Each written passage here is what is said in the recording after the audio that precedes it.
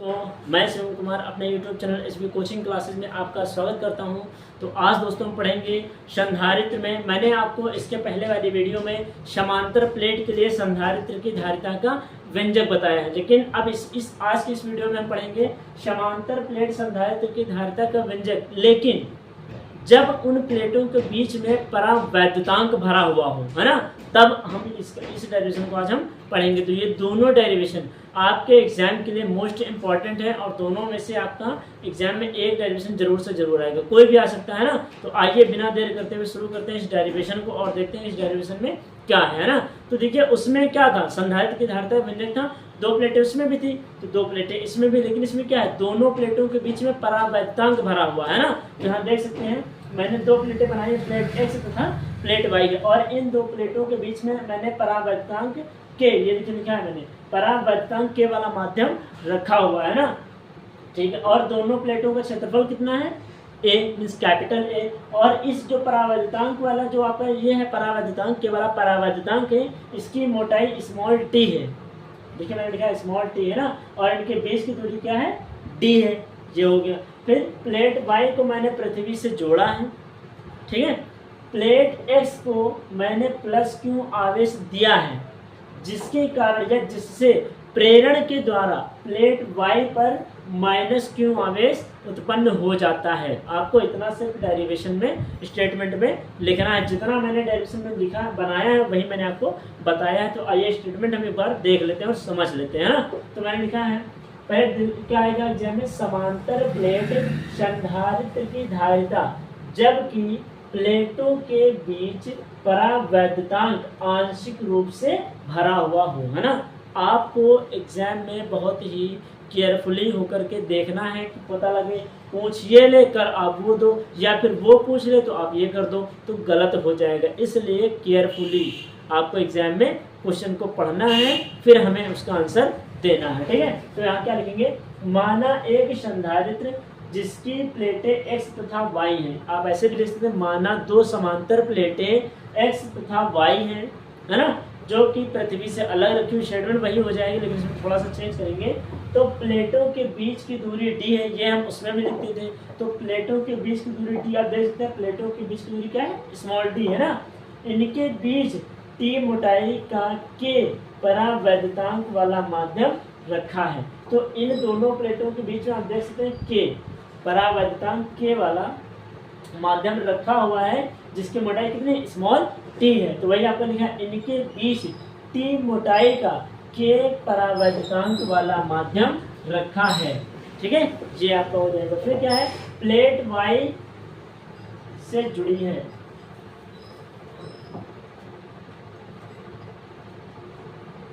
ये आप यहां पर लिख लीजिएगा, प्लेट वाई पृथ्वी से जुड़ी है ना, प्लेट वाई पृथ्वी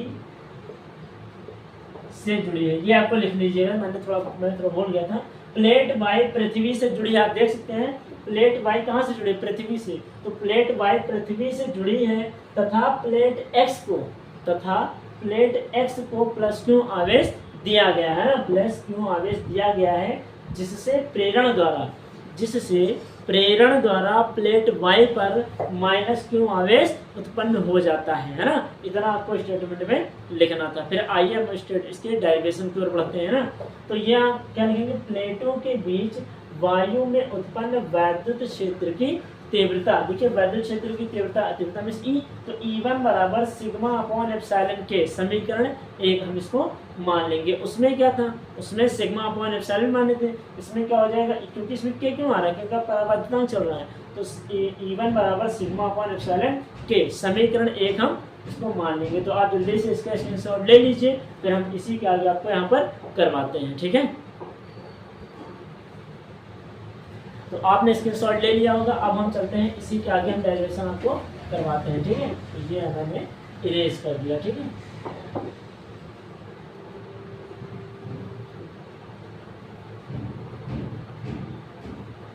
तो आइए इसी के आगे हम शुरू करते हैं। मैंने लिखा है, तो आप यहाँ पर मैंने सिग्मा बताया है, सिग्मा क्या होता है, आवेश पृष्ठ घनत्व। तो इसका फार्मूला क्या होगा, सिग्मा बराबर, इसको हम सही से लिखते हैं, सिग्मा बराबर क्यू अपॉन ए, है ना। ये हो जाएगा। ठीक है, तो अब इसको हम क्या करेंगे, इसका मान उठा के इसको मानेंगे समीकरण 2।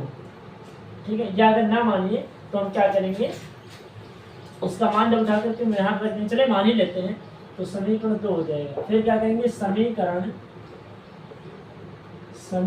2 का मान, समीकरण 2 का मान समीकरण 1 में रखने पर, है ना, समीकरण 2 का मान समीकरण 1 में रखने पर। तो अब देखिए यहाँ देख सकते हैं E1 बराबर, जहां पर सिग्मा वहां क्या हो जाएगा, Q अपॉन में A हो जाएगा, और अपॉन में क्या चल रहा था ये, सॉरी, तो अब यहाँ पर क्या हो जाएगा, सिग्मा सॉरी एप्सिलॉन। यहाँ भी ये A जो है इससे गुणा कर लेगा ना, तो E1 बराबर क्या निकल के आएगा, E1 बराबर हमारा जो आएगा Q अपॉन में सिग्मा एप्सिलॉन के A, है ना, समीकरण इसको क्या मानेंगे 3। ये समीकरण 3 हो गया। अब हम इसी तरह माध्यम में ले लेंगे, ये तो हमारी हो गई। ये किसके लिए था, ये समांतर प्लेटों के लिए, उसके लिए था ना, दो समांतर प्लेटों के लिए। अब उसके बाद हम क्या करेंगे, इस माध्यम के लिए लिखेंगे माध्यम में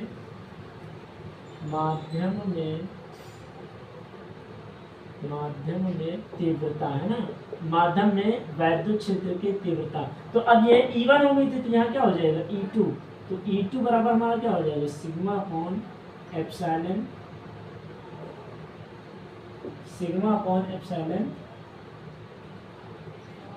के, है ना, तो E2 बराबर सिग्मा अपॉन एप्सिलॉन, सही से बना देते हैं, तो E2 बराबर क्या हो जाएगा, सिग्मा अपॉन एप्सिलॉन के, है ना। ठीक है, ये आपका हो गया, यही आपका वहां भी था, यही आपका यहाँ पे माध्यम में तीव्रता। अब यहाँ पे क्या करेंगे, हमने क्या इसका मान निकाला है ना, मैंने सिग्मा बराबर क्यू अपॉन ए, तो यहाँ पर भी सिग्मा बराबर हम क्या करेंगे, क्यू अपॉन ए, तो यहाँ क्या हो जाएगा, E2 बराबर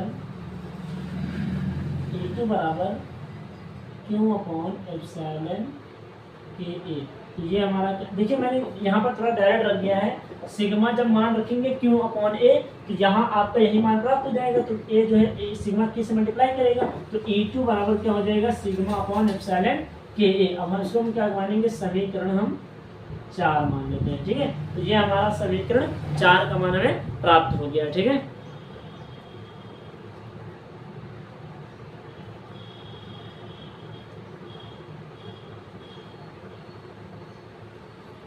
तो E2 बराबर क्यू अपॉन सिग्मा एप्सिलॉन के ए समीकरण 4 हो गया। ठीक है, आप इसका स्क्रीनशॉट ले लीजिए, फिर हम इसी के आगे आपको करवाते हैं। तो आपने स्क्रीनशॉट ले लिया होगा। अब हम चलते हैं इसी के आगे, है ना, यहाँ पर तो आपको बताते हैं।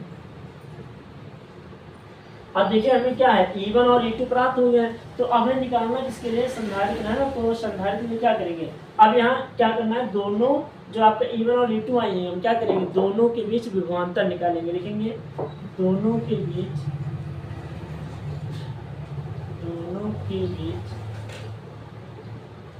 उत्पन्न विभवांतर, दोनों के बीच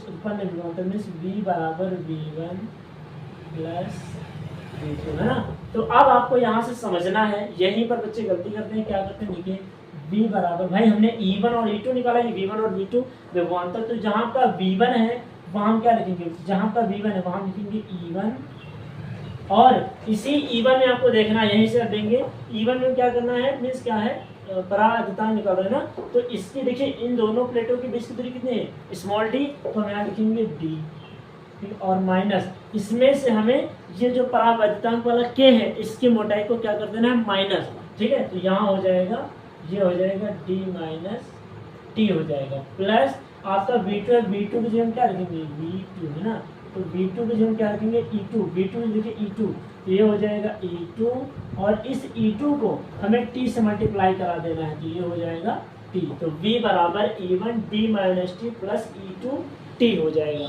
यहीं पर आपको समझना है। ठीक है, अब हम क्या करेंगे आगे, तो इसके आगे हमें देखिए, अब इसमें क्यों नहीं है, पहले में क्या नहीं आएगा, क्योंकि हम माध्यम में तीव्रता रखेंगे तब यहाँ पर हमारा K हमें प्राप्त होगा। वहाँ पर आप सही कर लीजिएगा, E1 बराबर Q अपॉन एप्सिलॉन A हो जाएगा। ठीक है, थोड़ा सा मिस्टेक हो जाती है, क्योंकि डेरिवेशन है ना, तो E1 बराबर क्यू अपॉन एप्सिलॉन ए हो जाएगा। ठीक है, तो ये हमारा पहला हो जाएगा। तो अब हम इसको इरेज करते हैं। ठीक है, इसका स्क्रीनशॉट ले ही लिया होगा, इसको इरेज कर रहे हैं। तो अब देखिए क्या करेंगे, हम लिखेंगे समीकरण 3 व 4 का मान, समीकरण 3 व 4 का मान, समीकरण 3 व 4 का मान, समीकरण 5 में, समीकरण 5 में रखने पर, समीकरण 5 में रखने पर, तो यहाँ पे देखिए क्या है, b बराबर, जहां पर आपका E1 है, अभी मैंने बताया E1 का मान हमें सही कर लेना है, तो यहाँ पर E1 हो कितना है, सिग्मा अपॉन एप्सिलॉन ए है ना, ये हो जाएगा E1 का मान। फिर क्या है, d माइनस टी, ये हो जाएगा प्लस, और जहाँ E2 है, E2 का मान हमें कितना प्राप्त हुआ था, सिग्मा अपॉन एप्सिलॉन के ए, और यहाँ हो जाएगा t है ना, ये आपका हो जाएगा। ठीक है, यहाँ इसको मानेंगे समीकरण मानेंगे 6, तो ये हमारी समीकरण 6 आई है ना। अब क्या करेंगे, अब यहाँ पर हमें किसको निकालना है, धारिता के लिए निकालना है ना, तो b का मान प्राप्त हो गया है, सीधे लगा दिए धारिता की परिभाषा से। यहाँ लिखेंगे धारिता की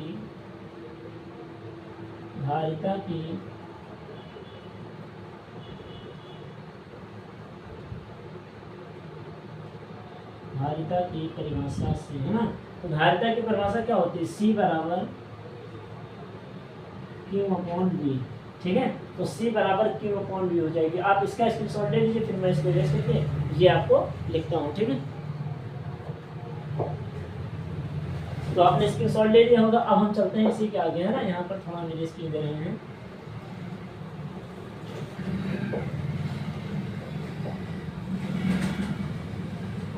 तो C बराबर Q अपॉन V हो गया। अब हमें क्या करना है, इस B का मान उठा करके हमें इसमें रख देना है। तो आप मान लेते हैं समीकरण इजी करने के लिए, ये मान लीजिए समीकरण 7 है ना, तो समीकरण 7 में रख दीजिए। लिखेंगे समीकरण